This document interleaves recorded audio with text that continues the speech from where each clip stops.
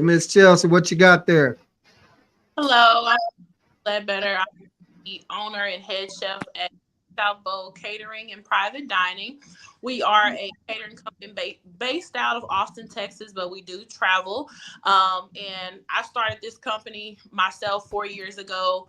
I started out, it was a baking thing I was doing at first back when I was a young girl. And I kind of just picked back up and turned it into an actual full service private dining service, and we can be at dsbcatering.com. All right. Thank you, Mr. Davis. Hello, good evening. I was going to say good afternoon. Good evening. My name is Deontay Davis. I'm the founder and president of Foundation Economic Development Services, and we focus on helping Black businesses to get themselves ready to tackle government grants, projects that include minorities and low income individuals. We also are focusing on building community development so that we are the place where economics and community intersect. All right, Mr. Russell. Yes, good evening. How you doing? My name is Ronnie Russell, president of the Innovation Black Chamber of Commerce, and we are headquartered in the Killeen area, but we have a second location in the Temple area. Glad to be here. All right, Mr. Baker. Go ahead, take this thing off mute. Hello, everyone. My name is RVB Baker Jr. I'm the president and CEO of I'm Malik Group Consulting. I'm a 20-year Army veteran, and I've done a little bit of everything from starting up my own DJ business to writing a book to consulting the military on the prevention of sexual harassment and sexual assault. Happy to be here with everyone. All right, thank you. Mr. Townsend, what you got for us? All righty. Thank you so much, Wizzo. Definitely appreciate you bringing us on tonight. My name is Terrence Townsend. I'm the CEO of TE Investment Holding Group. And what we do, we have a few different companies that we manage and own. Behind me, you'll see our latest company is Wisdom Works. And with that, we actually do podcasting and coaching and consulting for small businesses. But thank you so much again for letting us be on. Already. So I'm going to thank everyone for being on. And also, I'm going to thank you from the bottom of my heart for being on time. I really appreciate that because I'm telling you, I was struggling and worried for a minute, but everyone popped in. So I appreciate that. So usually what I do is sometime on my intro, I go around and I ask, viewers to, hey, you have a hot topic, you have this, let me know and we'll have it on the show. So get to that, Mr. Townsend. That's what he hit me up, said, hey, Wizzo, let's have this topic. So to you, Mr. Townsend, I'm going to come at you. And first, I'm going to ask you why the Black business, Black entrepreneurs and Black community topic, and why the guys that you invited on. And I can say why I invited the other ladies after that, but why? Well, again, thank you so much. This is an important topic for our community to talk about Black business, Black entrepreneurship, to be the door openers that help people get past the gatekeepers that a lot of people face and feel or keep them from moving forward into what I believe, God has called many of us to do. And that is to be business owners, to actually have commerce within our community, to help our community to grow and to become all that it can be. It's so much talent that we see that is untapped within the Black community, and so much opportunity that's out there that many of us in the Black community don't even understand and don't even know about. So I felt like it was very important for us to have this topic, for us to have this talk tonight, because there are so many people that are trying to do great things with entrepreneurship, with Black entrepreneurship, with educating folks, and with creating opportunities for folks who, in many cases, were systematically underserved and just really undereducated on knowing what was there. So I definitely wanted to invite Mr. Russell. Mr. Russell is, again, one of the figureheads within our community, you know, between Dallas and Houston and Austin. He's one of the people who has made such a great impact on bringing Black businesses to the forefront, giving them the notice that they need, and creating opportunities for Black business owners, and keeping people notified, keeping people aware of things that are coming out, you know, whether it's government grants, whether you need to make sure that you get your paperwork done, and creating educational events for Black entrepreneurs, for minority entrepreneurs, that again, that we didn't see before he showed up in the area. So we definitely appreciate that. And then Deontay, he is doing some great things within the community as well, trying to help us to invest in us. That's the focus that he has on his economic development foundation. So we definitely want to talk about this topic, want to talk about it thoroughly, you know, really want to get into it and really want to focus on, you know, not just what we're doing, but also the mindset that it takes to help people to step into their dream, to step into their vision that, you know, that again, I believe that is God given for all of us to accomplish and to handle, how to handle and overcome the challenges of stepping into a Black business and being a Black entrepreneur. All right. Outstanding. All righty. Mr. Russ, want to tap in on something there?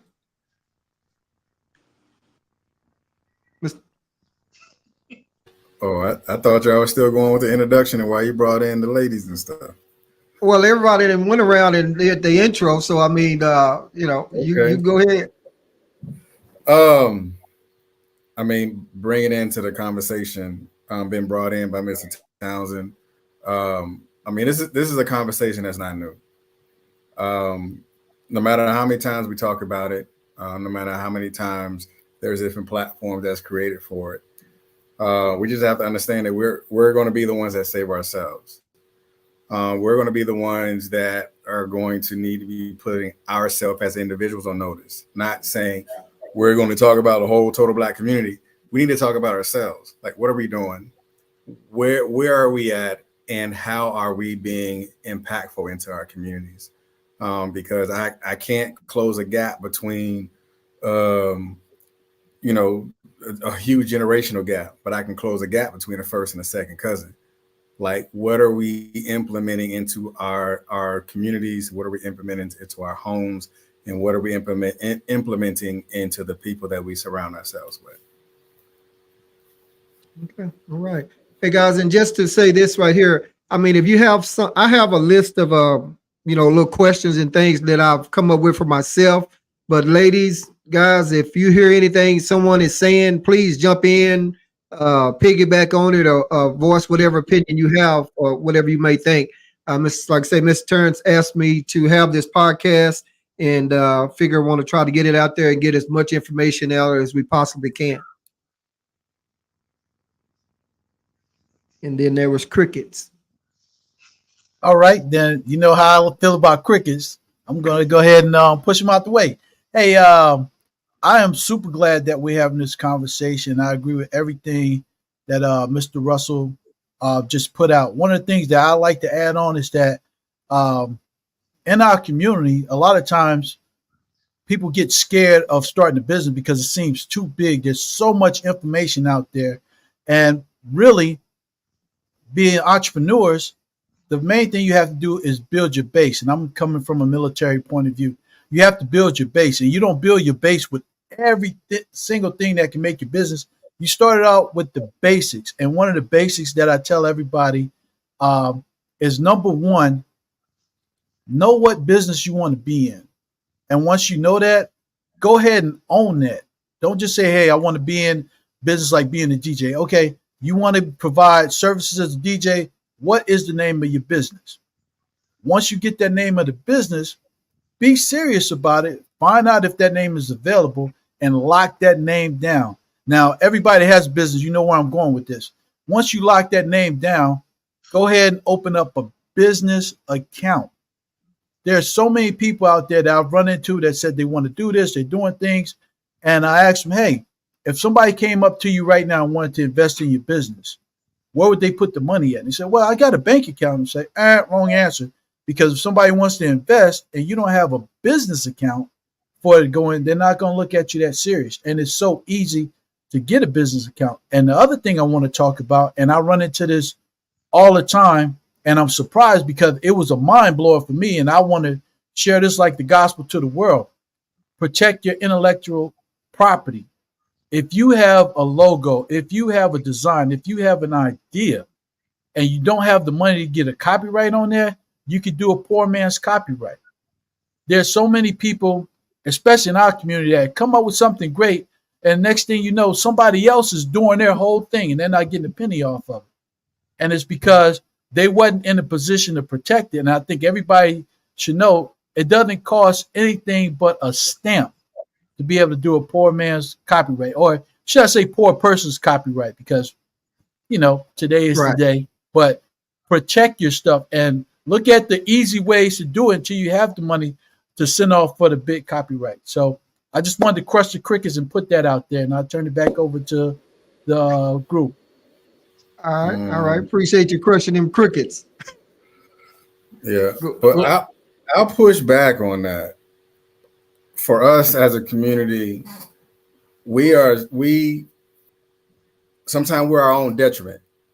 Now, the poor man copyright, I think it was great for back in the 90s and the early 2000s and stuff like that.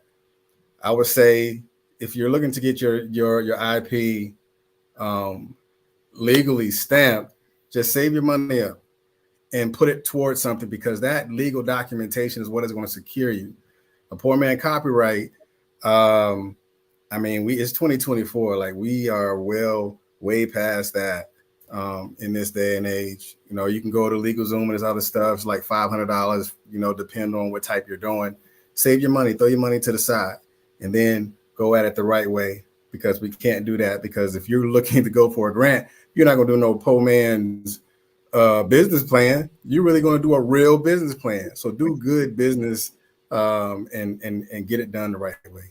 I just had to say that. I don't want something and that's why we're here. The great thing about what we're doing, I said this to Wizzo all the time, is that we have to have that conversation so we can find out where those differences intersect. And I agree with you totally that, you know, in this day and age, you should save up money to do it. But I'm coming from a poor man's perspective. When you say $500, even though I'm retired right now, $500 is a big deal. And when I say poor man's copyright, even though we should do it the legal way so you can get grants and stuff, there's too many people out there that I run into, and I literally have fear in my heart because they're out there putting stuff on social media and it's not protected. And if you don't have some kind of protection, it's out there for the taking. And I'm just getting into film. So I'm learning a lot about writing scripts and doing short movies and stuff. And I'm realizing there's some people out there putting a lot of content characters out that anybody can just take it, reformulate it, shape it, and make it theirs. And they have no protection whatsoever. So bottom line up front, you should get that protection.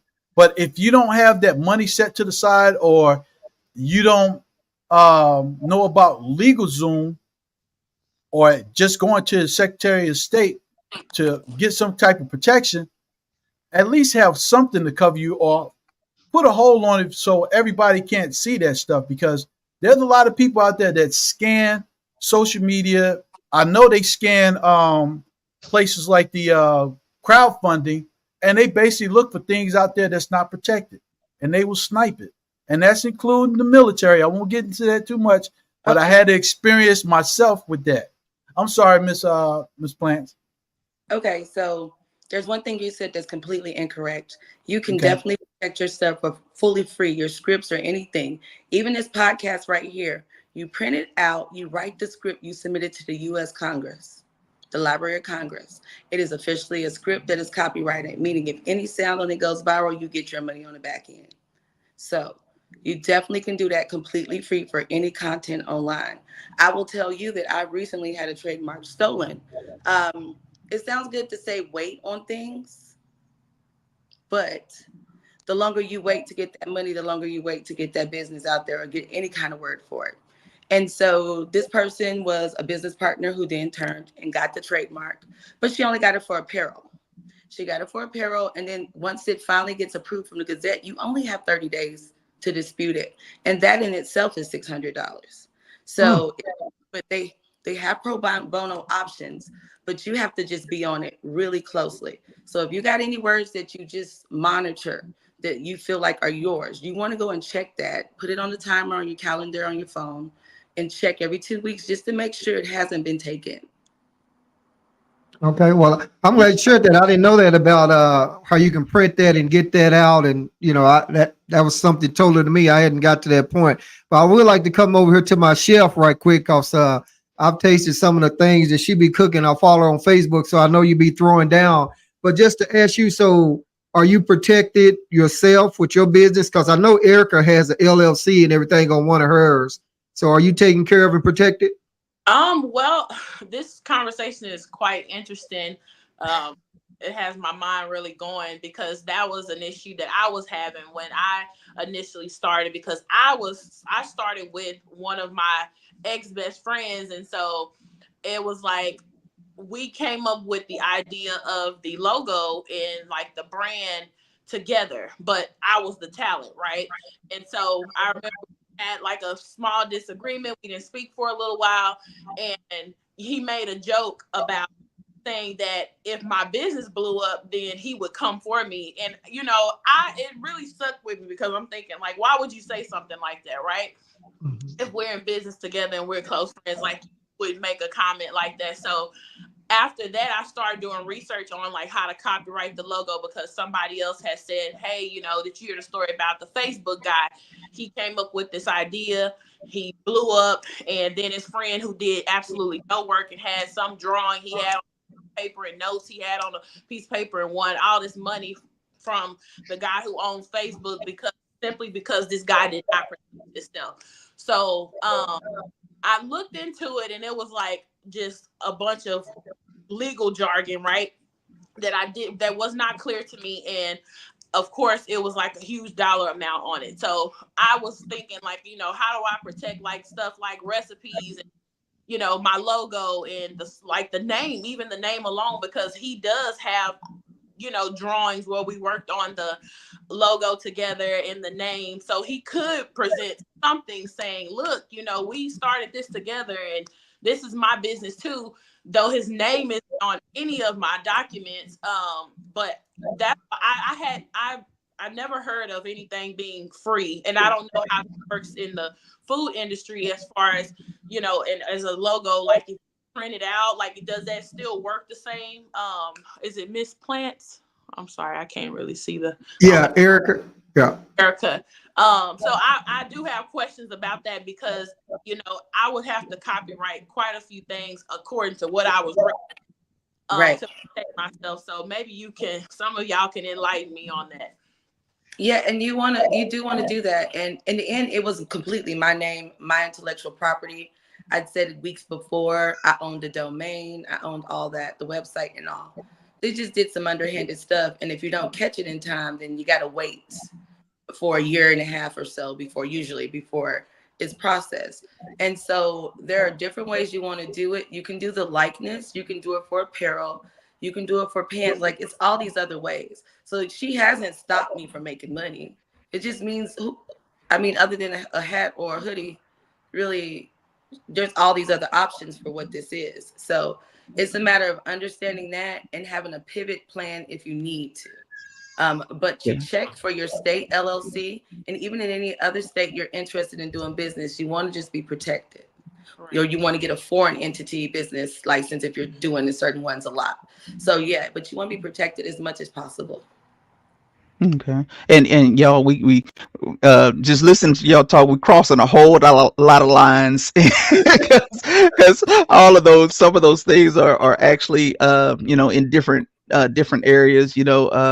My background is in the music industry, and so copyright and all of that is extremely important. But it's a little different than when you're doing the music, and then when you're doing like recipes. So your recipes, the key would be to do something like a book, and then just get the whole book copyrighted. That's the money save away, but it's done. And so and then with trademark is different than copyright. Same idea, but they're different. So we have to definitely connect with people, and that's really the question I wanted to ask, just with this conversation. How has mentorship, and how important is mentorship when it comes to helping people in business and in Black business? And has anyone had a mentor that helped them to to cross some of these hurdles, to jump some of these hurdles? I think mentorship is super important. I have a Growthfluencers accountability check-in every Sunday where we pull all the resources of these different backgrounds and all and help each other get to our goals. But I have a mentor who helped me with everything, and it was going to be my suggestion. It's completely free, y'all. It's backed by the SBA, which is the Small Business Administration, and that's a SCORE mentor. They pair you with volunteers in your region who are of like mind or from your background. And these people help you get your business off the ground, help you streamline it, move to profit. They help you register, do your LLCs, your DBAs, whatever it is, what the goal is. So for me, because I'm a farmer and I was trying to open a CSA and all, they paired me with a man who was a lumberyard with a forestry background of 40 years. He was a VP. And we sat down during COVID. He's like 85, sweetest man, but he had his stuff, the profit and loss every week. He helped me put my DBA in the newspaper. He helped me just make sure every liability, every insurance and all. And if you follow through with that, usually they have quarterly pitch contests for $10,000 to help you with that too. So mentorship is everything. Okay. Well, I'll tell you this, as far as me with this podcast going, I haven't had any mentorship. I've been spending money, wasting money, doing every kind of thing, but I'm having fun. I'm enjoying it. I do have my LLC and trademark pending and stuff like that. Erica, well, let me go back. I got to calm back down to my shelf here. You're in Austin, right? That is correct. Right. So, Mr. Russell, you're in Killeen, right? Or no? Mr. Russell? Yeah, he said Killeen. I'm in Killeen, yes, sir. Okay. Yeah, I was just wondering. Yes, sir. So, yeah. Okay, thank you. If she, needed to have any help, or can she reach out to anybody? Seems like she has a lot of questions and needs some help. So I'm just trying to, guide her to a certain way. Maybe we can link up, or y'all can send one another message or something like that, so we can help her get, some things answered that she has some questions about. Is that possible? Yes, sir. Yes, sir. And I definitely got a lot of assets that I can connect her to down there in Austin. I know an IP lawyer, Ms. Nikki Salves. She taught a couple of times at our Texas Black Business Week, so I can connect you with that for your IP needs. And a couple of those affinity groups down there that I can connect you with as well. Oh, okay. That would be great. Thank you. Okay. So I feel like, I had another young lady, she's in culinary arts school, and she had to have a mentor.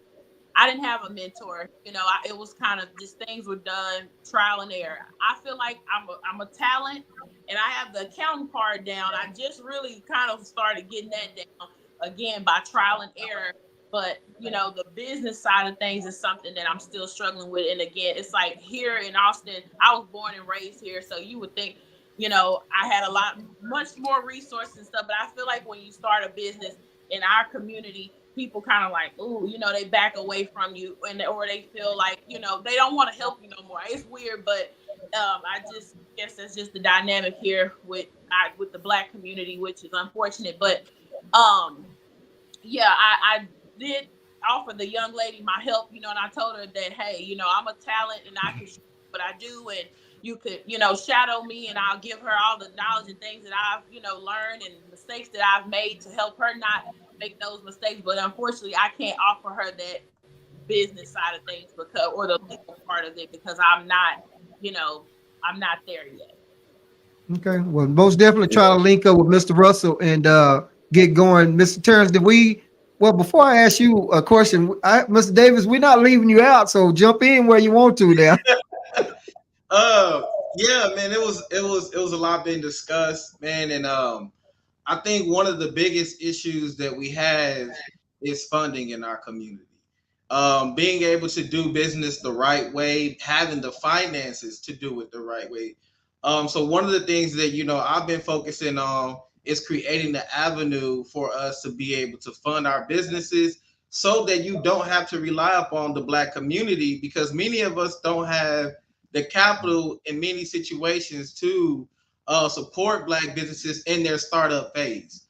And what I mean by that, because they have a higher overhead, they usually are not able to access goods, products, services at a discount because they don't need it as often as some other established companies.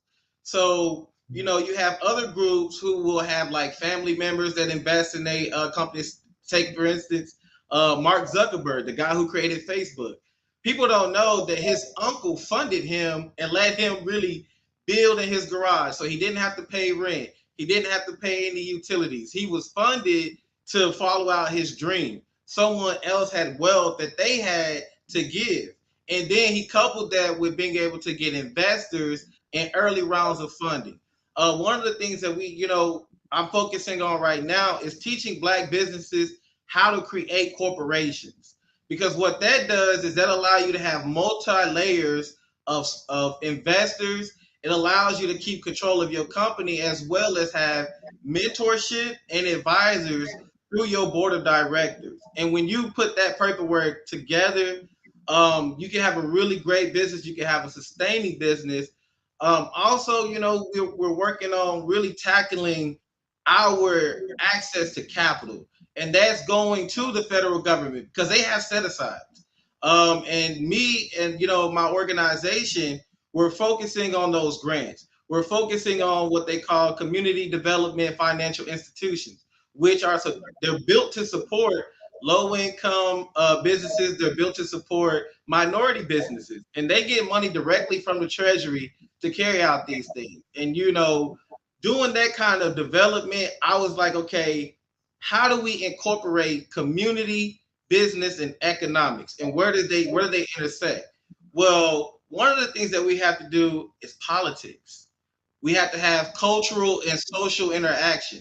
How do Black people support each other in a loving and fostering way in our community? And how is that going to be important to making businesses thrive and sustain? So that's where, I focus on, with our organization, we're doing Building Better Blocks. And Building Better Blocks is our community support initiative to get our community involved politically, culturally, socially, economically, into supporting our communities and not just saying, hey, we're just going to let everything pass us by. So I think my approach is a little bit different because I'm like, okay, well, how do we build hedge funds? And for those who may not know what a hedge fund is, this is where many of us who may not want to actually run and operate a business, but we want to invest in it and we want to get a return on that investment. So now we can bring our monies together. So let's say, Wizzo, you got $100, Mr. Russell got $100, Chelsea, you got 100, Orby got 100, and Terrence, you got 100. We've combined that money as a limited partnership. And now we create a general partnership who's the head of it. And that person is going to invest that money on our behalf. What we can do now is leveraging collective economics, community engagement, and it can be as small as $25. Some of these do have to be regulated by the SEC, but due to some of the Jobs Act, if you organize it in a certain way or you only have a certain number of members, you don't have to have the full SEC regulation, and you don't have to be what they call accredited investor, which means that you have to have a portfolio of at least 150,000. You have to have 10,000 in expendable funds, but you don't need that when you start out small. And you create these little hedge funds that, let's say Chelsea, she needs funding, she needs support. We say, hey, we've got funding. We're looking for a business to invest in. we want equity in your company. Or you can say, well, we want a return on our investment after a certain period of time. We're looking at wanting to have 8% return or 12% return. Really, it's going to be higher than that, like a 12%, because most banks and CDs offer that. But anyways, but just a way, just looking at alternative ways for us to fund our community and support ourselves in ways that we're not operating in silos. So that's kind of like what I've been really focusing on and building over the last 5 years. It's changed and grown. I started out actually as a nonprofit and have since, through mentorship, what you guys were talking about, my mentor, he was like, no, Deontay, what you trying to do, that's not going to work. I was just like, what do you mean? Like, we got to have community. He's like, no, you can still do community, a for-profit, and you're still the one leading that company and that vision. So I had to step out of my, comfort zone and really focus in on bringing that concept and say, okay, here's how we do this for profit. I talk now to city officials. I do business to business. I'm working with our city staff and state staff because they have requirements. I don't have to ask them for money. They have federal requirements or state requirements to hand down money to certain types of institutions. And I was like, well, what are those institutions? And then I figured out, okay, well, let me build that institution so I know for sure we've got this money coming down to our community and it's flowing into our community, and our community doesn't need to rely on those who don't have to support them and maintain them through their startup phases. So, that's kind of what I know. That was a lot, but that's kind of like my whole say so on everything that was talked about. It's all good. Appreciate you sharing that. I will ask one thing on that before someone else jump in. I heard you say the right way. So if I'm starting a business and I don't have no idea which direction to go, are you someone that I can reach out to? There's an outline, like a step-by-step outline of what direction I need to go and all that, step by step?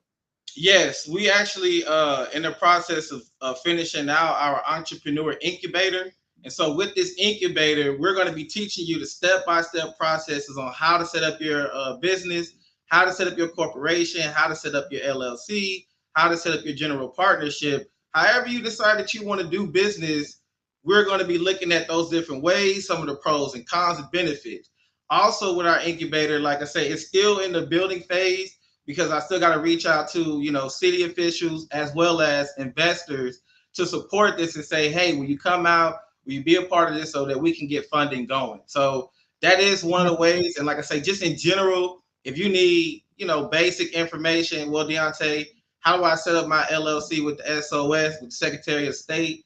What are some of the benefits of doing that? How do I set up my articles of formation? Those kind of questions, I can help you with and telling you, where do you start at? And I've done this probably 6 times. I've actually started a holding company with my family because I wanted to test pilot this. I didn't want to say, we can come together and raise capital without having done that myself. So I actually started with my family. And they say all the time, you don't go in business with family. But I was like, no, I want to prove this wrong. I think your family is a great people to go in business with, and they start the foundation of the community. Walmart did it, McLean's did it, Jeff Bezos did it. Like so many of these businesses that we know actually started those businesses with the support of family or going into business. But what they did do, and this is kind of like what I mean by the right way, is they had contracts. They made sure they had their NDAs. They made sure they had their non-compete agreements. They make sure they had their operating agreement. They make sure they had their bylaws, because those things regulate how that system operates and whether or not it's going to be successful and how it's going to flow. So that's what I mean by the right way, making sure you dot your I's and cross those T's. Gotcha. Mr. Terrence, you got something on that now? Oh man, Deontay just gave us a lot to chew on just there. So definitely appreciate that, man. Absolutely. But yeah. It and just like Deontay, we do the same thing here. We help small businesses to grow, to find what niche they're going to be in.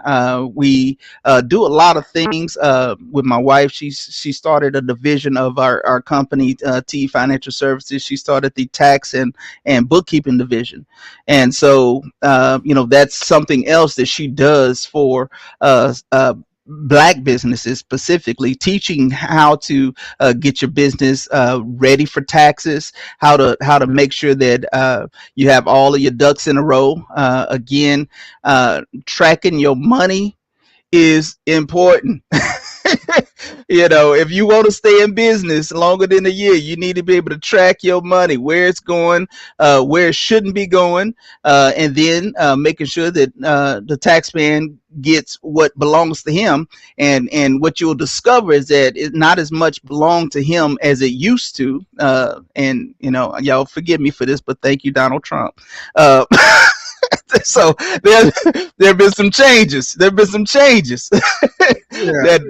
are in favor of businesses and business owners. And guys, we need to take advantage of it right now. I years ago, I got into insurance because Obama was elected president, not because he was the first Black president, but because he was going to force everybody to get health insurance.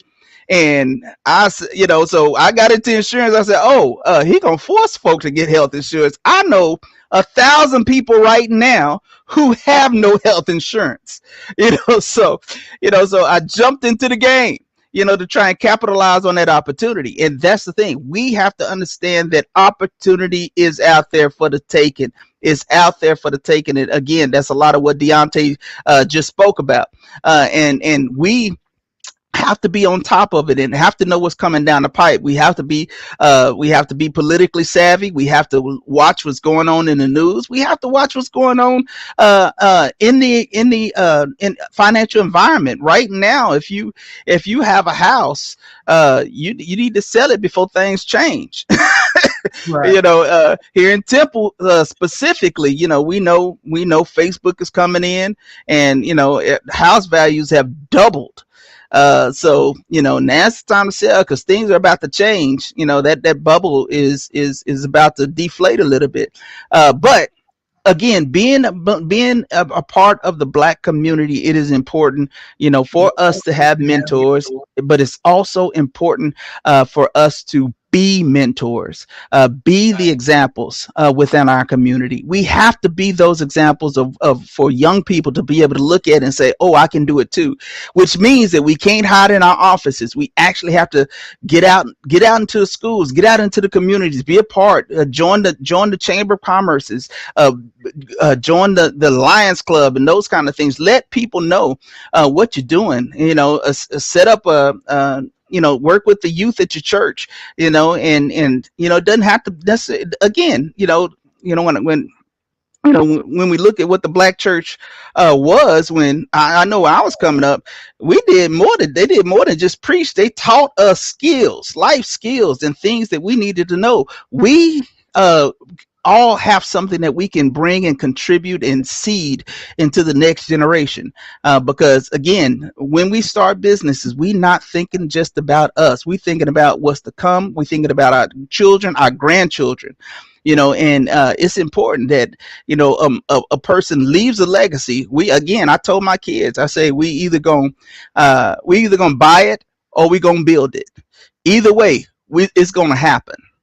So I had to push in them that mindset that nothing can stop you but you.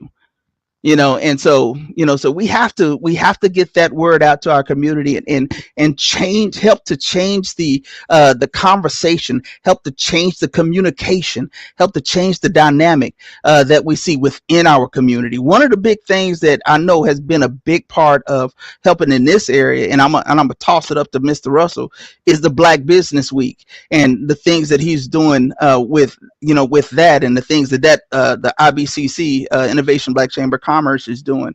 And so, I just want to kind of throw that ball in his court and hear really about the intention and the vision and why it's important that we see a Black business we can participate. Okay. He passed the baton. So Black Business Week started in 2017, I think. So what we did was we took Black Business Week during the original time where Black people were I guess, allowed to celebrate our victories, which was during Negro History Week. For those that don't know the history of Negro History Week, I would definitely say look it up. Look up Carter G. Woodson. That will let you know what Negro History Week was and why those two dates on the beginning and the back end, why they were where it is right now on that. So as far as celebrating Black history, we like to celebrate Black history through education. We were blessed and fortunate this year to have Meta to actually sponsor Black Business Week this year. And the very first Black Business Month, I think, was started in New York. And then New York had the whole 30-day calendar filled with how to celebrate Black Business Month, which is now in August. So I completely truncated that and started that during Negro History Week. Black Business Week started with Texas Black Pages, which is my original platform, one of the most comprehensive Black business directories in the state of Texas. There's about 4 of us. There's a big one in San Antonio. They have like the Black Book and stuff like that. There's a big one in Dallas. There's a big one in Houston, and I have the one right here in Texas. I think Austin got one too a little bit. We're Soul City. We're kind of all started, maybe 1 or 2 years offset of each other.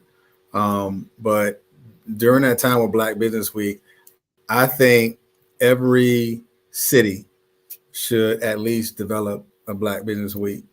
And funny that we're talking about the whole copyright and trademark thing, because that's why San Antonio have their Black Business Week. It was grafted off of Black Business Week, starting right here. I mean, no harm, no foul. Great individual. I actually went on her show to talk about Black Business Week and what we were doing, what it's going to be like and stuff like that.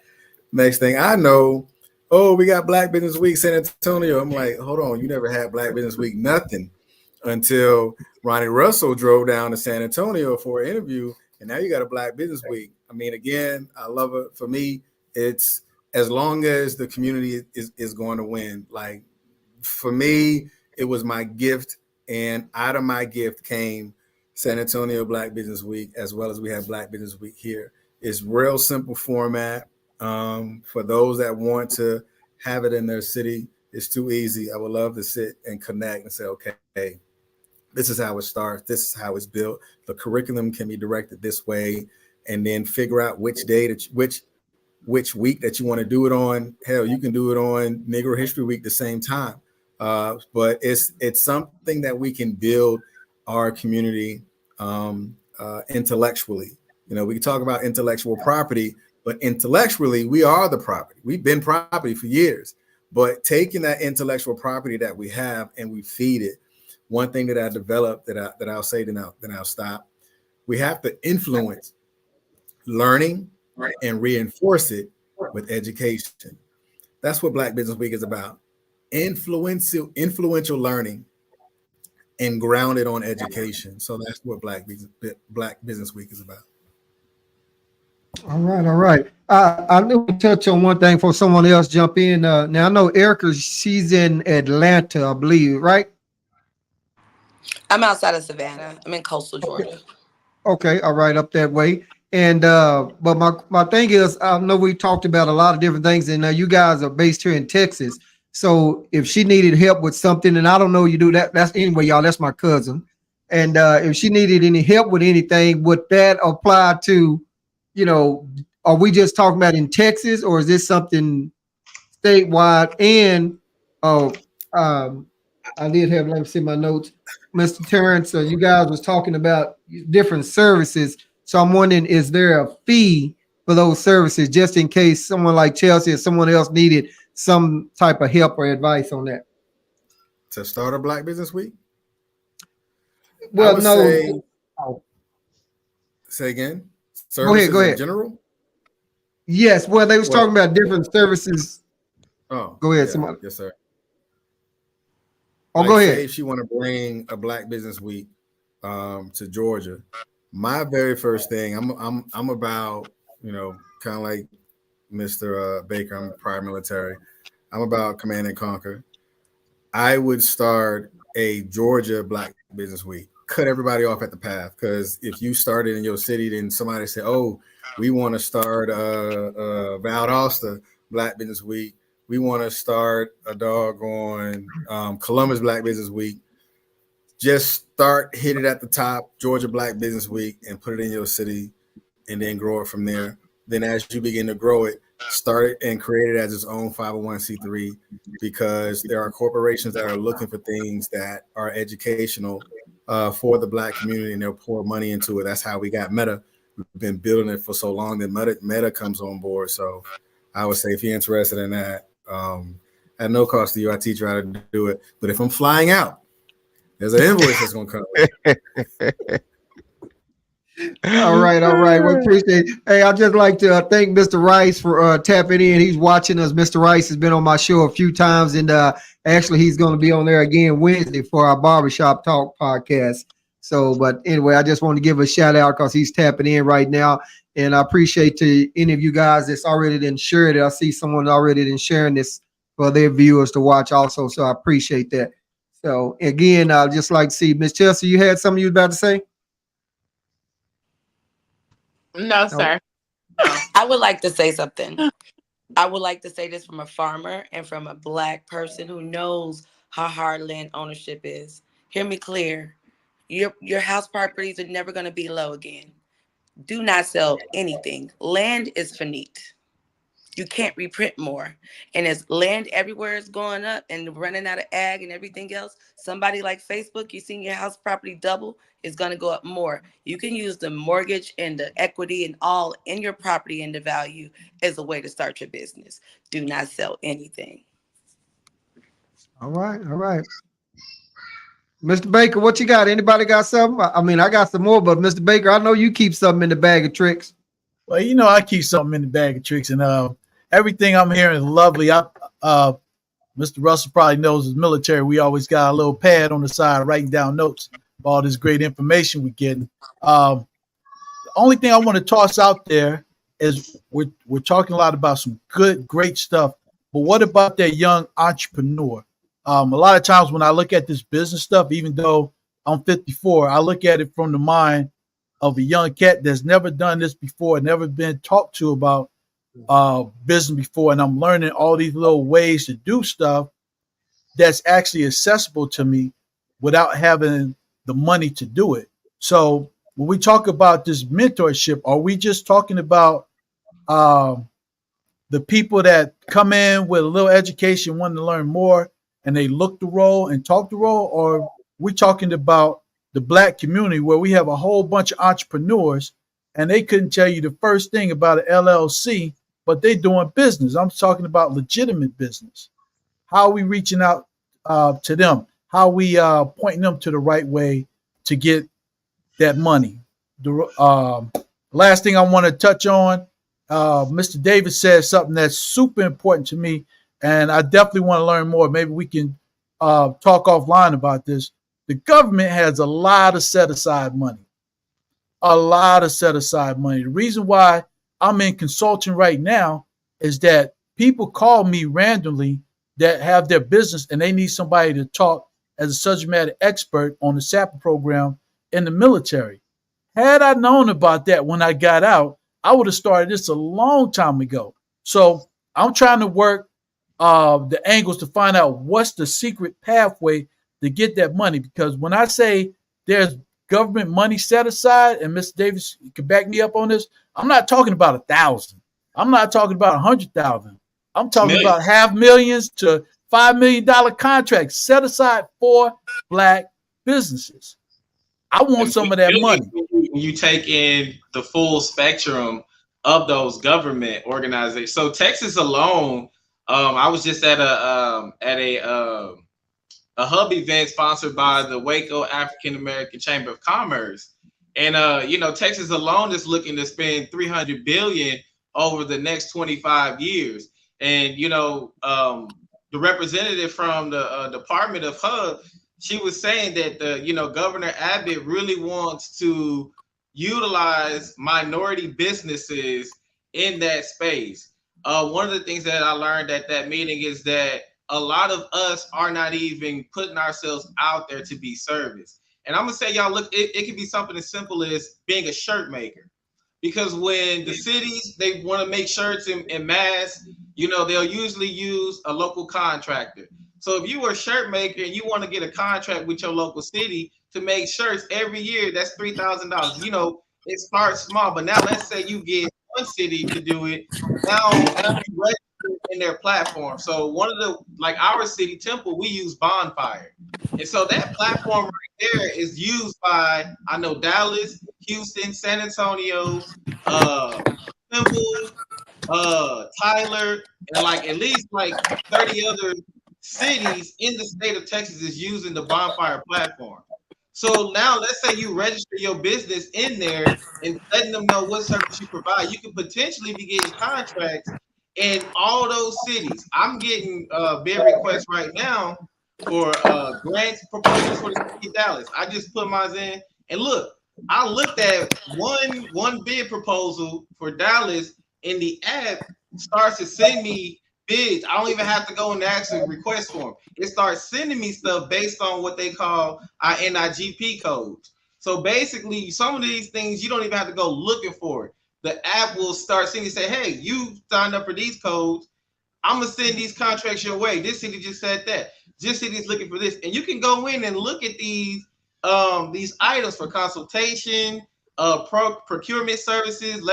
If you sell office equipment or you want to get into the business, like these are great spaces for minorities, us Black people, to get into contracts with the government just by being a wholesaler. You get office equipment and products, and you sell it to the government. And because they, like I said, they have a requirement to meet set asides. I think the Department of Transportation, they said that they had a 23%. So they want 23% of their contracts to go to minorities. You are a minority if you are a Black American. I think the Department of Transportation, I wanted not transportation. What was the other one other department? I can't remember the name right now, but they had a 27% requirement.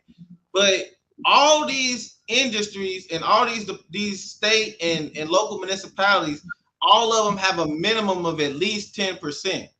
All of them, because they receive government funding. And with that, through the HUD Section 3, as well as the Employment Act, they made a requirement that all public works and programs that receive federal funding, and most, like I say, all the states in the United States receive federal funding, so they have those requirements to set aside government contracts for Black Americans, for minorities. And so we are underrepresented in this space. To what Orby was just saying about how you're going to make this clear and plain. So one of the things that I focus on, I'm young, I'm 33. A lot of the individuals that I bring into my space are younger than me. I'm trying to aim somewhere between 18 and 23, at least 10 years younger than me, and get them groomed, get them prepared to succeed and thrive in this space.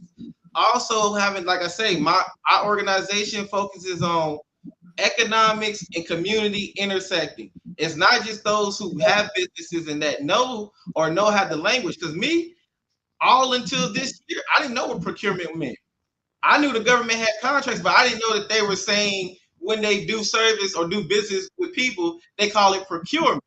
So just something like that can literally block us out of access to millions of dollars because we just don't know what procurement means. And all that means is how the government buy services or products from businesses.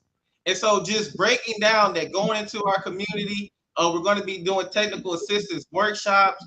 We have a community town hall that we're starting up, and we're going to be getting more and more of our community involved in that so that they can learn not just the business side, but the politics side of business. And this is one of the things that I think us as a community, we have to understand how our local politics affects how you do business and get business, and why it's important for us to be involved in every aspect of business. How our customer service and customer retention, that's based off our cultural interactions, our social interactions. So like we want to have panels where we're discussing all the elements so that we can really incorporate the entire community into economics. Hey, I got a quick question for you, Mr. Davis, because we're talking about the government contract. Does your organization talk about having a SAMS account SAM's number to get the procurement? So the SAM registration, yeah, we'll walk through that because I filed 4 registrations for 3 of my businesses, and then I help someone else walk through it through technology. This right here, Zoom, is real easy that we can do walkthroughs and show you exactly how to file, how to search your NAICS, how to search your NIGPAs. All these codes will help you, and they, like the federal government, have all this listed out. So you can literally just Google it and you can find exactly what you do and write those codes down and put those into your SAM agreement. But yeah, the SAM registration to get your unique identifier. That's so you can get registered with the SBA. That's going to help you be part of those NWPE programs. What did you say, Eric? Listen, this is the biggest issue right here with intimidating new business owners. It sounds like you just talked in cursive. We have to break down what it is from the jump. When you say, oh, procurement is this, we need to start with the SAMS number, explain why we need a SAMS number, what exactly that is. When we say SBA, you need to break it down, because if not, you just alienated even me knowing all those initials. I'm autistic and ADHD, and I'm like, dang, we have to talk smaller, lower, slower. And we have to make it easier if we're going to say that. But to say, well, you can Google that, but then at the same time not understand it, then you can Google the definition of procurement. We got to break it down, but not baby handicap, because somewhere in there, you're going to have to do some of this work yourself because you are the business owner. Absolutely. Yeah. And I do agree that I agree with both of you. With those folks, some folks, again, being a coach and a consultant, sometimes you have to coach folk, which means that you're holding their hand, walking them through it, but and then, I know Mr. Baker, as a consultant, we stand on a high mountain and we see everything coming. And, so we try to help you to navigate those waters. And so, the key is preparing your business. And I feel like that's what both of y'all are saying, Sister Plant and Brother Davis. I feel like that's, you have to prepare your business to move to the next level. And, whether that's with a SAMS number, in fact, us being African Americans and having Black-owned businesses, woman-owned businesses, military veteran-owned businesses, you need to make sure that you you have your business certified as a hub certified business. You're talking about the contracts. The thing is that some of these contracts, in order to qualify for that percentage, and you said the Department of Transportation, there's this 27%. Is that what you said, or 23%? Yeah, I want to say it's them or another one, but I know it's 2 departments that have like 20% or above. Yeah. So Department of Transportation here in Texas, here in the state of Texas, is right at 26, 27%, where they have to have, or that's their quota for chasing after minority-owned businesses. But last year, they only achieved right at 13%. Which means that there's so much opportunity still out there, and so, hub certification is important, especially if you're going for government contracts. Your DBE is important as well. So again, these are things that being a part of the Black Chamber of Commerce, Innovation Black Chamber of Commerce, being a part of the Foundation Economic Development Services, having mentors, having it's the company that's on the bottom of the screen, having WisdomWorks in your corner can help you to run Can help you to run to the next stage of your business, can help you to grow your business. So is the question, I threw the question out about mentorship because it is important. Mentorship is important. And literally that's, we see that in this conversation. But we also, we want to help people prepare their businesses to take it to the next level, and again, some, as far as how fast and all of that, again, that's with each individual. And not only that, there are industries that we don't even think about. And, one thing I do want to address is that mentality of not even being able to think about being a part of certain types of businesses, or going into businesses or going into new areas.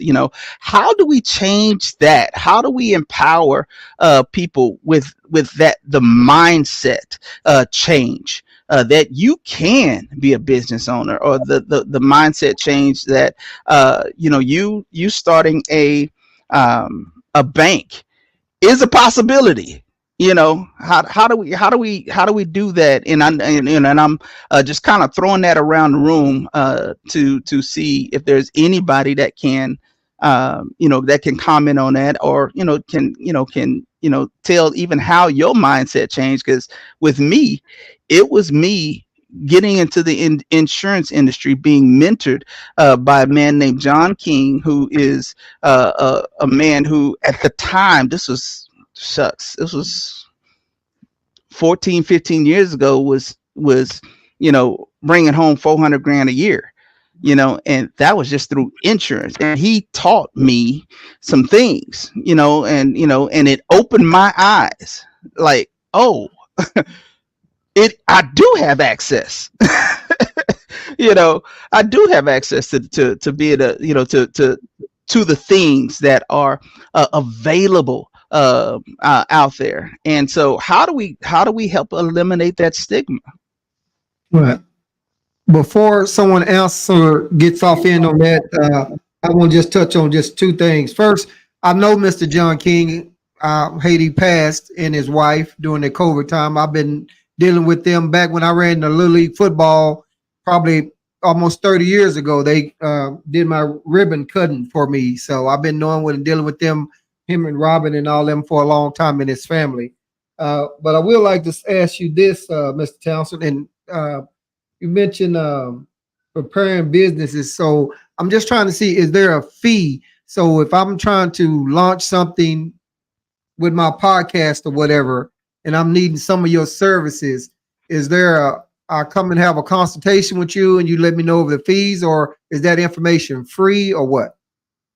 Some information absolutely is free of charge. Some information doesn't cost you a thing, and that's usually public domain information. The key is knowing how to use it. That's the difference maker. Is knowing how to use it. Again, Deontay is a prime example of that. Knowing how to use the information that's in the public domain, and then being able to help people to utilize that, to research, to find what they need, using the tools. I know that Mr. Russell also is a master when it comes to AI. So we can get into that in a little bit, but again, some of those things now that are available are making a difference. But yes, with me, I do offer mentoring. I do have a monthly plan. It's $25 a month if anybody just wants to be in there for specific services.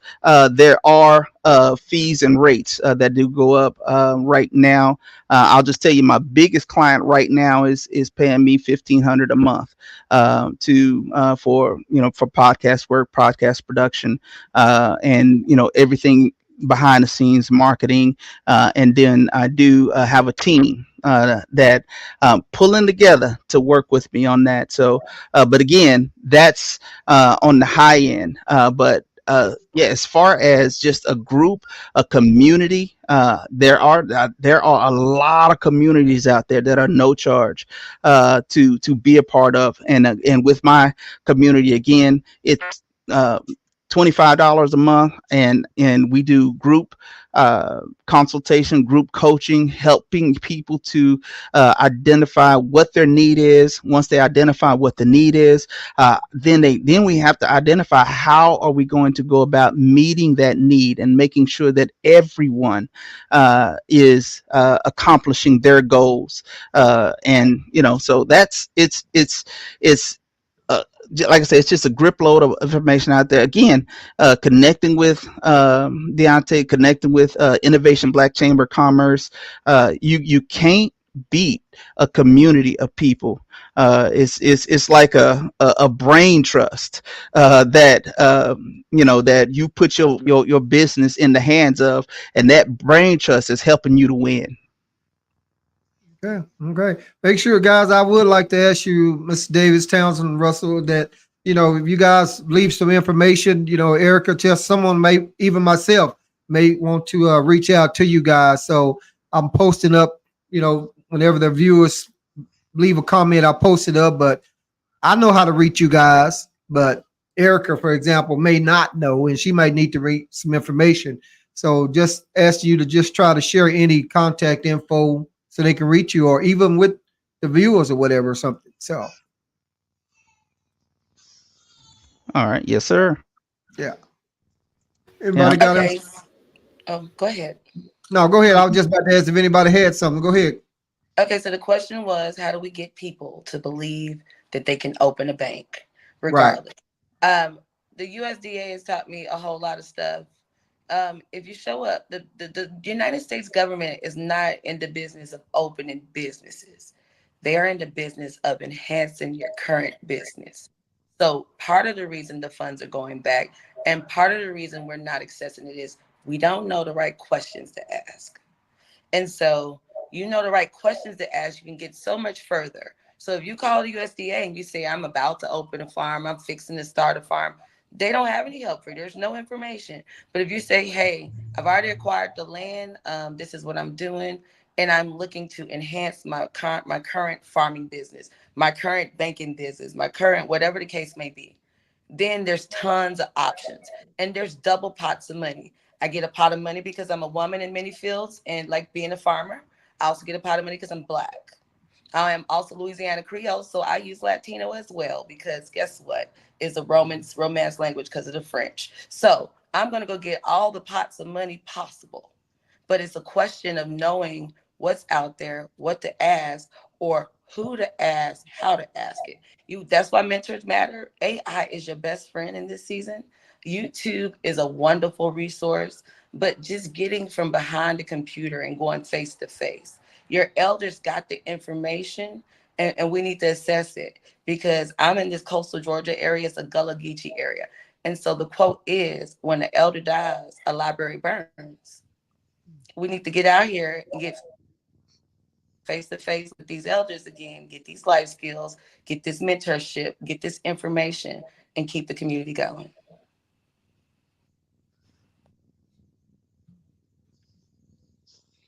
All right. Somebody got something else on that? I'll say for me personally, I don't like telling everybody that they can open up a business, because being a entrepreneur isn't for everybody. Owning a business isn't for everybody, because it's difficult. It's not easy. It's very time consuming. You really have to have the passion for that. So I would say, if your passion is to be a business owner, your passion is to do those things, then definitely I can help you. I can support you. And we can go through, a questionnaire to see whether or not that's actually something that you really want to do. Because I think too many times we encourage individuals to open up a business. Yeah, just go start your business. And then they go out there and they jump out there and do it, and they really don't have what it takes to be in business. And you set them up for failure. You set them up for something that they really was not meant to be doing. So it's not about whether or not you can do it. Is this something that you truly want to do? Because you got to be committed to it. You got to have perseverance. What she's talking about, when you're going to the USDA, seeking out grants, seeking out mentorship, you have to get up and do that. Nobody else is going to do that for you to make your business work. So you have to really truly be inspired and motivated and have a cause. What is your reason for even wanting to do your business? Me, I'm going into my business because one, I don't like working for other people. Two, I feel like what I'm doing, I can do better than what's being offered currently on the market. So that's why I'm going into business. And so that motivates and that impassions me. To kind of like the question about mentorship. I really like I will mentor people. Like I'm supposed to be charging consultation fees, $45 an hour, but I don't, because I really care about our community. I know how difficult it is to get that startup capital. My goal right now is to get myself positioned to where the city has to contract with me. I'm putting enough Black businesses, minority business, low-income community development, and low-income community economic business together to where now they have to come to me because I'm creating a demand and I know they can't meet the supply.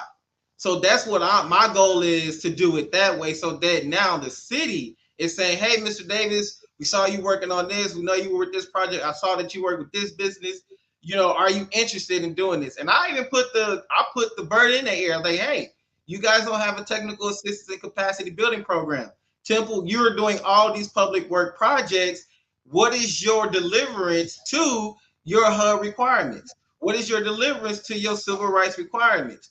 Now they're like, oh, okay, yeah, we need to rethink this and get this back started. Mr. Davis, we'll definitely have you at this table so that we can get this going. Why? Because I know they have a requirement to meet that demand. It's not, so me now, I'm talking about individuals about doing these things. I'm creating a demand for my service. But now I'm not going to have us pay for me to teach you. The government is going to pay for me to teach you because they have the requirement. They are derelict in their responsibilities and doing all they can to create economic opportunities for our community. So that's why I say that politics is very important, because now you can start utilizing how they do legislation and saying, you know, you're required to do this. This is not being met. And now I've built up a demand. Now we're collectively working together to benefit and build up our community. So that's my approach to it.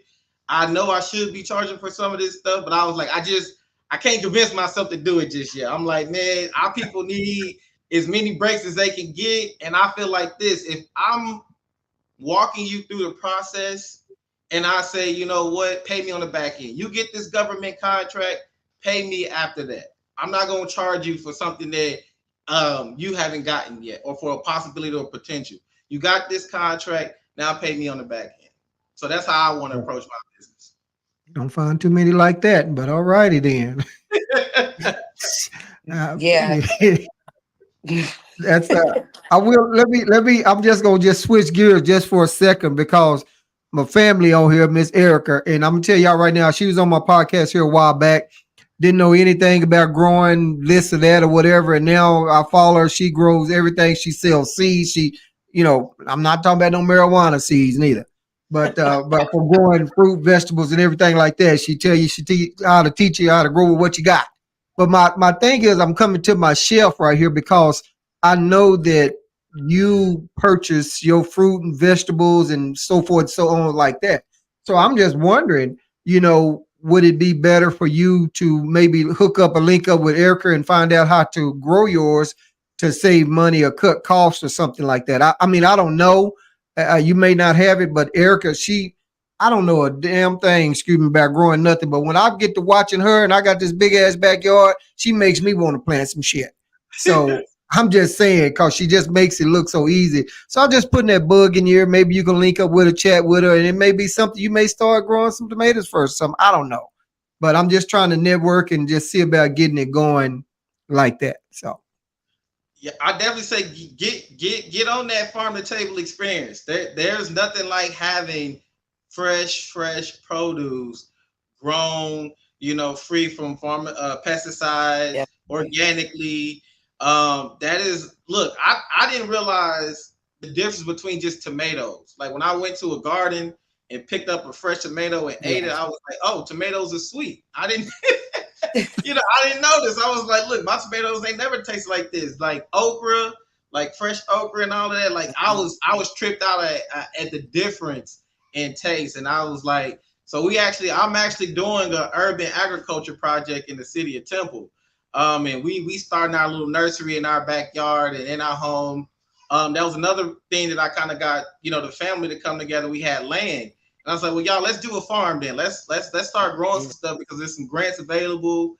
I checked into our NRCA, which is the National Conservation Services Agency. Was it NSA, right? NCRS.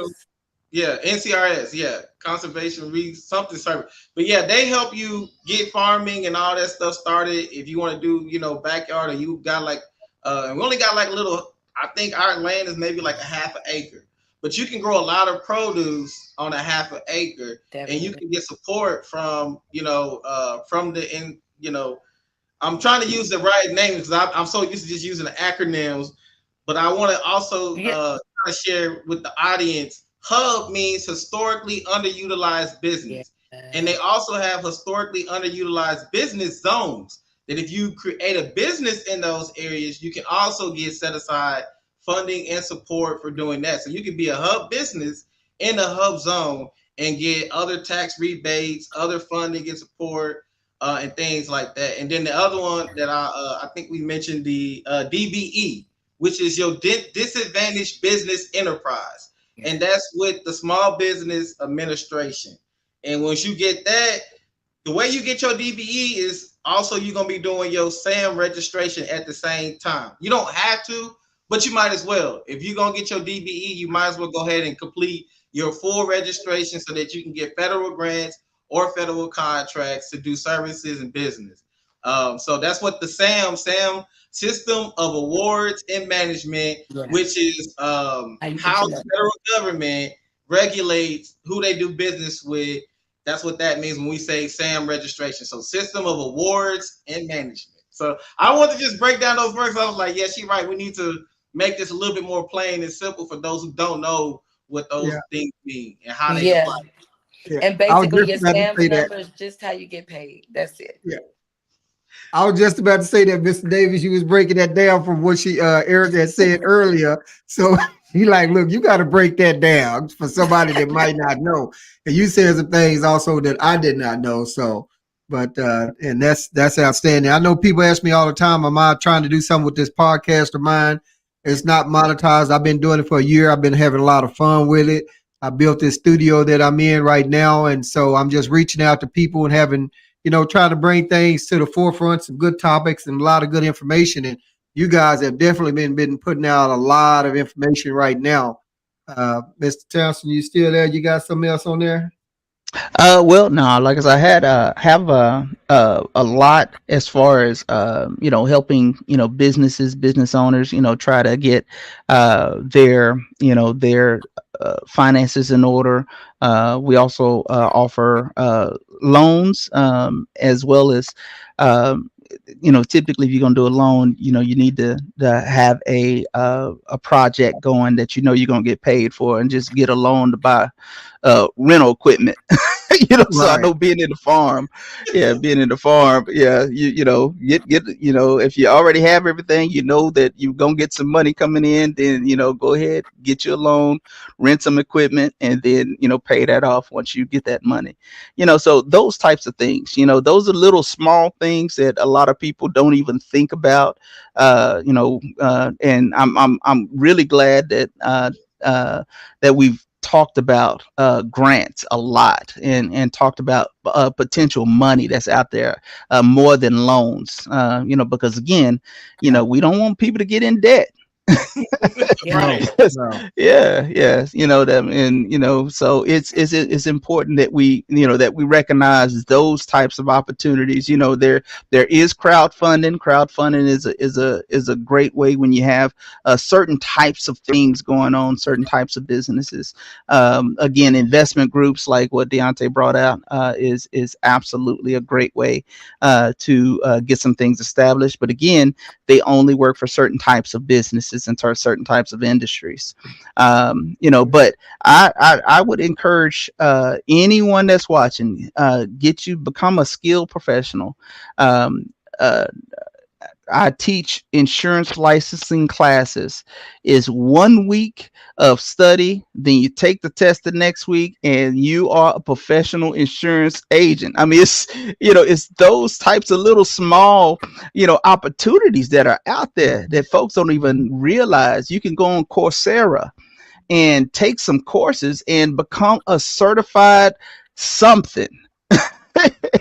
For as little as $45, and it's those types of it's those types of things that are out there that are available for folks within our community. If you're tired of working fast food, Yeah. use your extra time. Get on Coursera. Get some type of certification. That's going to open a door of opportunity for you. And so definitely want to do that. Yeah. Oh, go ahead, Sister Plant. Yes, definitely. You want to look at places like Verizon, who knows tech is big. They have complete, full, fleshed out tech programs for you, completely free. You want to get with Google, they have certifications. We're seeing the tech biz industry is paying $100,000 easily in the door, entry level, if you find the right position. They need more of that. COVID taught us to be at home. We're all on our phones. We're all on technology more than ever. We rely on it so much.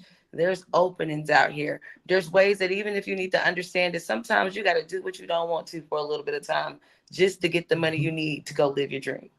Go do what you need to, Exactly. Pay down and grow slow. There's nothing wrong with growing slow and going debt free or figuring out other ways. Sometimes you're just going to have to do that. And that's part of it.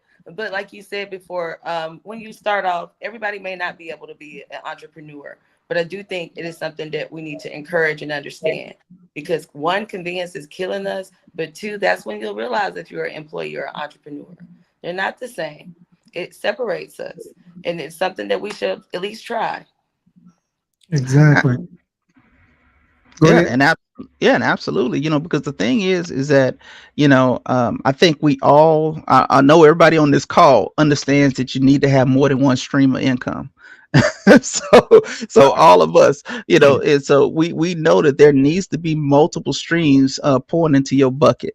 And so, again, getting a certification, getting a license. With me, I have my insurance licenses.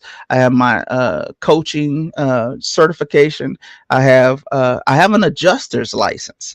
And so even with the adjuster's license, I'm a part of a team, a guild, so to speak, of adjusters, and they'll send me a job. I could take it or not. If it's here in Texas, I might run and do that, but when big disasters happen, they call you and say, do you want to go? And for adjusters, again, all of these this is something that anybody can do.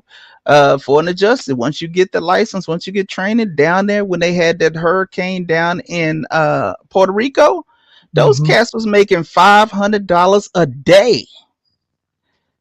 Day adjusting, so it's that's a good grip of money, and so those are the types of things, guys, that if we look at, we can do it. I know that with was anybody else in the military? No, not me. Okay, so those cats, the two fellas that was in the military, both of them, I'm sure, just through that exposure, it caused them to have a change in mindset.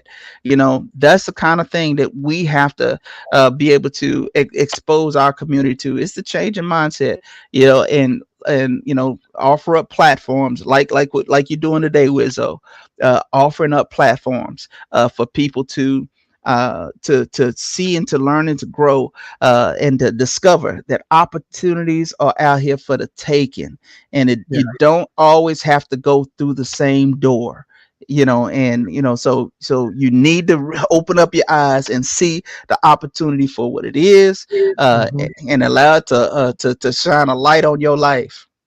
Right.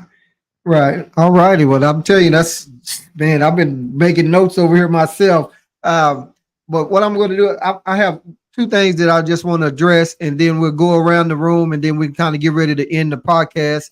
I know, Eric, I know where you are. It's probably about midnight almost. No, no, but just to point out, Mr. Townsend, you talked about the insurance, and I worked with Robin King a long time ago, and I tried to get my oldest son to get a license to do the insurance, to sell the insurance, but he wasn't in. He like, I don't want to go door to door. I'm like, son, things have changed now. You got the internet.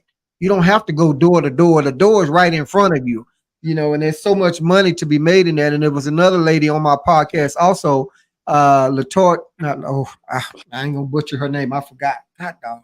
She's been on several of my podcasts, and she sells life insurance and everything like that. And then just to mention about that adjuster, that's I work with a guy that's going through that process right now, and I just hope that I don't know if he's finished. I'm not sure, but I hope that he's thinking about all these natural disasters that's around and can venture out and try to see about getting some of that money. And then the last thing I just want to touch about, when I was thinking about a business or whatever, and I still have it in the back of my head, now I know who to kind of come to for you guys, especially the one that don't charge no money. No, but I catch him on the back end. But, I always see these things talking about free grants and free this and free that. And then once you go through the process, you find out it's just a scam. So, but I'm just saying now you guys can cut to the chase of that because you probably are familiar with what's real and what's not. Would that be correct? That is correct. Yeah, that is correct.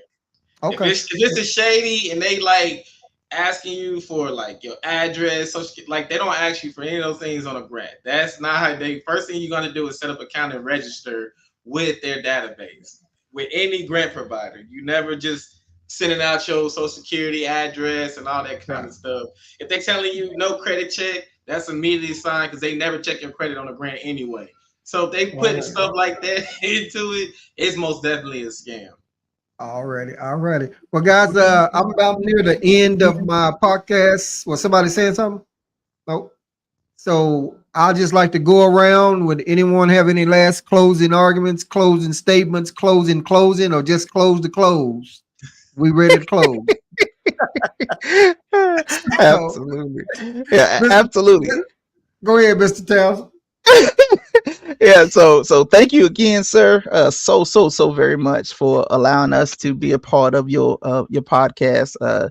We know that you have some interesting topics, and we appreciate you taking on this one because this is really, really important. Knowing your dad, I know he applied you.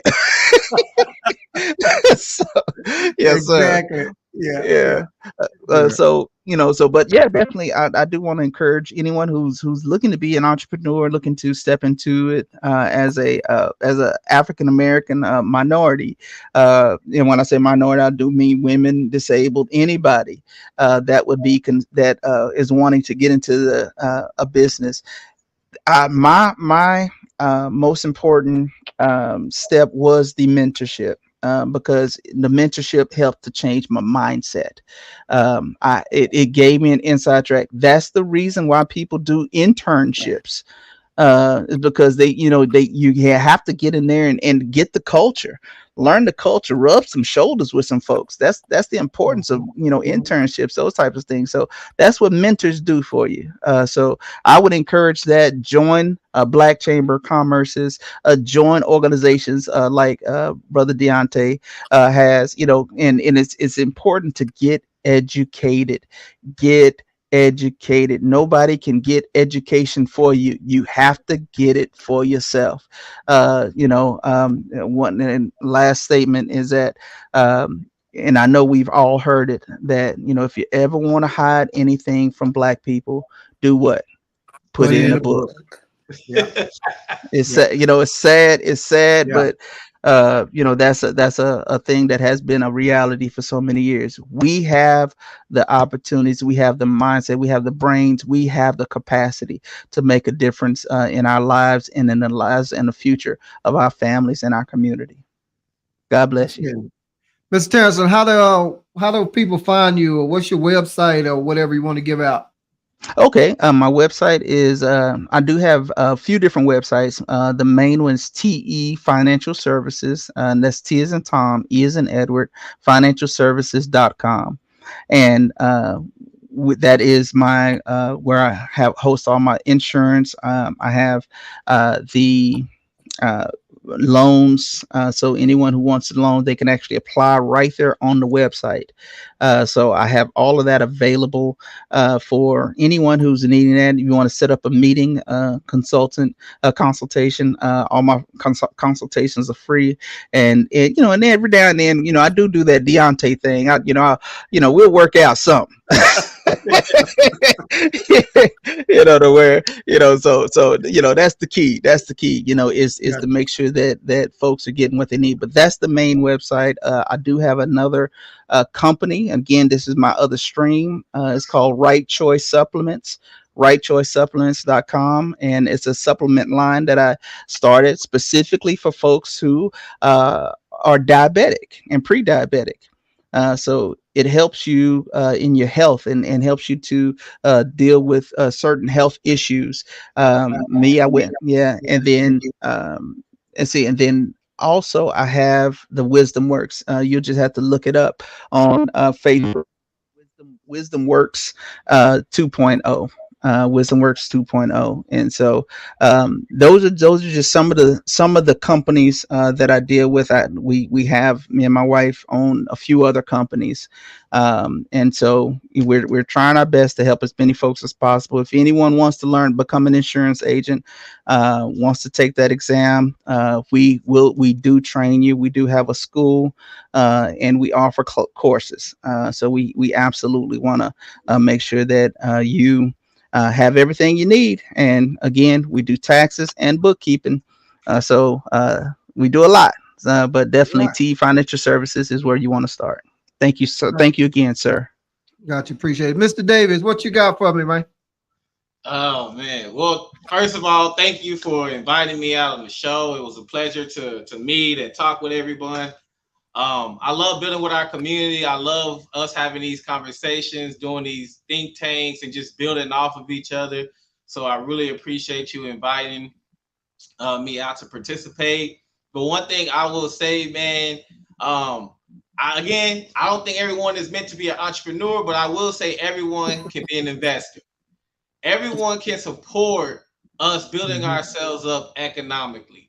That don't really require a lot, takes a lot. You know what I'm saying? You just got to say, you know what?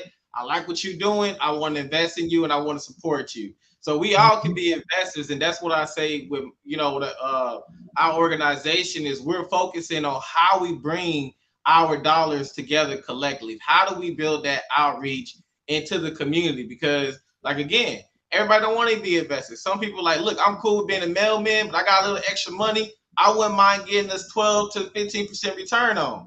That's what I mean by saying, that's why I don't always say that we all meant to be entrepreneurs, because I feel like we all can invest. And technically, if you own 10% of this company, you are technically an entrepreneur and you own your own business. One thing I will say too about us, y'all, it's okay if you're not the 100% owner of your entire company. You can own 55%. You can own 51% of your company and still be the managing partner, still be the overall. But what you do is you open up yourself for opportunities for others to invest. And sometimes we think that if I'm not 100% sole owner of my business, then I don't really have a business. You can own 10% of 100 businesses and making $100,000 a year just because if you own 10% of those companies.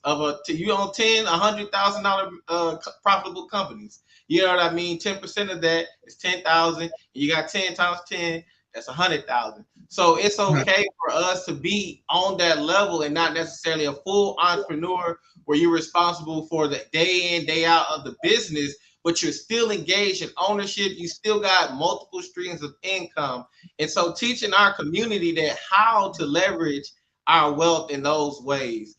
And that's what I think is the real important piece, is how we, and again, bringing community into it. Y'all, look, don't y'all think that everybody gonna offer you these services and information for free. Don't take me. I am not the standard. Like I say, it's just something that I personally love to do and love to see us get a strong foundation. That's why I named my company Foundation Economic Development Services, because I believe in building a strong foundation that we all can stand upon. And I'm gonna land right there. And also you can reach me. The website is under construction, but you can send me an email, Deonta, my first name, DEONTA at foundationeds.com. That's Deonta at foundationeds.com. And you can also follow me on Facebook, same name, Deonta Davis. TikTok, Deonta Davis. And I'm gonna be doing, more videos where we're talking about business, talking about politics. Like I say, I'm working with a group. We're going to be doing our civic engagement classes and programs. So there's a lot that, are unfolding, because I just started Foundation Economic Development Services this year. This year was my leap of faith. Like I say, I had a mentor. He was like, no, I see what you're trying to do. You're trying to take your idea and give it to somebody else. And he was like, it's not going to work like that. You got to be the mastermind of this, and you got to bring this to fruition for our community to benefit. So, that's how this all got birthed, because I really wasn't going to do all of what I'm doing. But, I'm thankful that my mentor believed in me, and was just like, now you got this. So there you go. All right. We're going now to the last but not least, my cousin, Fam. Go on, tell us what you got there, Fam. Hey, y'all. Once again, my name is Erica Plants, Gardening Under Influence on all platforms. I teach 250,000 people across this nation how to grow food, how to grow in small spaces, indoor, whatever. Because if they hit the fan again, it don't matter if you got soil equity or not. You're still going to need these life skills. It may not be our generation. It might be the next one. So these life skills are important. This is all about healing the community and just returning us outside a little bit. So I am a seed seller. You can buy seeds from me at plantandheal.com. And chill. You're going to heal something, whether it's your soul, the pollinators, whatever. You're going to heal something when you plant it, but you also get to taste your decisions. You can follow me again on all platforms in the Gardening Under Influence. And I'm going to land with this. As a content creator and as a business consultant, I do agribusiness consultancy all the time. I have several farmers on track to make 6 figures this year already, just from my free advice during Growthfluence Accountability. But if you do not tune in on Sundays from 7:15 to 8:15 during my free time, then you will be paying $300 for 45 minutes. Okay? And that's what it is. Because I know my worth, I know what I'm teaching and what I'm implementing. You have to trust and know what you're doing. If you're not making money, it's a hobby. You're still not in business then. It's not a guilt thing at the end of the day. One of the business things that we need to talk about as Black business owners is, we want to uplift the community. But if you can't pay your bills to survive, then you suffering too. And now you're back in the same situation. That makes no sense. So on my stance, y'all go ahead, feed the community, but make sure you're feeding yourself as well. That's where I'm going to land this. I hope y'all had a great night and got a lot of information. Yes, it's been definitely a lot of information. We had some guys and ladies, some of them had to drop on off, but I appreciate them tapping in anyway. Mr. Townsend, I appreciate you asking for this podcast and for this topic. And I know myself got a lot of information out of it. And as you said earlier, you never know what you're going to get here on Wizzo Talk, because we talk about something, everything uncut and unedited. But right. I appreciate you guys for tapping in, and just think about maybe sharing the feed when you get a chance to help someone else out. And maybe once I tag you guys in it on Facebook, you guys can put your information and someone else can maybe tap in, and there's somebody out there needs some help. So I hope that some people listen to this and get some valuable information from it, because I know I definitely did. And once again, I thank y'all. Thank the viewers for watching now, and thank you for watching later. And always remember, it's free to like, share, and subscribe. And this podcast will also be uploaded on Spotify, Wizzo Talk 8972. Thank you all, and y'all have a good night. All right. Blessings, sir. Good night. Thank you again.